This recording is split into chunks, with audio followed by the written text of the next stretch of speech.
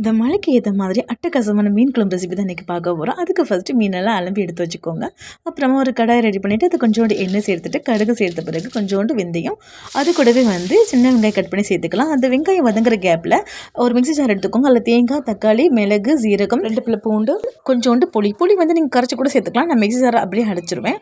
இதெல்லாம் ஃபைனாக அரைச்சிக்கிட்ட பிறகு கொஞ்சமாக மஞ்சள் தூள், காரத்துக்கு தகுந்த மாதிரி மிளகாத்தூள், மல்லித்தூள் இதெல்லாம் பச்சை ஸ்மெல் போகிற வரைக்கும் ஃபியூ செகண்ட் வதக்கின பிறகு அதில் பச்சை மிளகு கொஞ்சம் கீரி சேர்த்துக்கோங்க. அரைச்சி தேங்காய் விழுதையும் சேர்த்த பிறகு தேவையான தண்ணியும் சேர்த்துட்டு அதை நல்லா கொதிக்க விடுங்க. ஒரு 10 நிமிஷம் கொதிச்சிட்டா போதும். அதுக்கப்புறம் மீனை சேர்த்துடுங்க. 5 நிமிஷம் மீடியம் வச்சுட்டு 5 நிமிஷம் சிம்மில் வச்சு மெயின்டைன் பண்ணிக்கிட்டா அட்டகாசமான மீன் குழம்பு நமக்கு தயாராகிருங்க. சாப்பிட்றதுக்கும் சூப்பராக இருக்கும். இந்த மழை விழுறதுக்கும் நம்ம மீன் வச்சு சாப்பிட்றதுக்கும் அப்பா சாப்பாடு ரொம்பவே இழுக்கும். பாருங்கள், இந்த மாதிரி மீன் வச்சு நீங்களும் உங்கள் வீட்டில் அசத்தி காட்டுங்க. அப்புறமா சைட் பை சைடாக மத்தி மீன் இருந்தது, அதையும் பொரிச்சிக்கிட்டாச்சு. ஆல்ரெடி மசாலா தடவி அதையும் கிறிஸ்பியாக பொரிச்சு எடுத்தாச்சு. இது போல் அடுத்த ரெசிபி பார்க்குறதுக்கு சேனல் சப்ஸ்கிரைப் பண்ணிக்கோங்க.